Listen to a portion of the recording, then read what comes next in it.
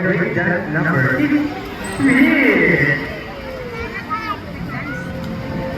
We hope you all enjoy spending your afternoon here at Juanita with your usual friends, the South American Sea Lion, Icy and Ira.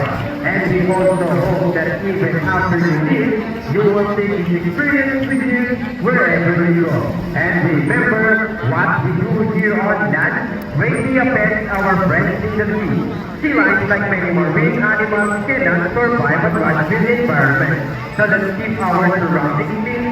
Aside from pollution, there are many other threats to their survival all over the world, such as landing days and illegal hunting. You can learn more about this inside our oceanarium. Always keep in mind that our stewards of our planet and stuff, each one of us must do what we can to protect and conserve all the habitats of our Mother Earth, including ourselves. So on behalf of IC and Dragon Jerry, I am Ryan Leader Mark. All of us here at the Monica and Manila Ocean Park, we would like to thank everyone for visiting us today. We hope you will enjoy and visit us again soon. So take care and have a nice day. Say goodbye to our sea lion friends. Bye!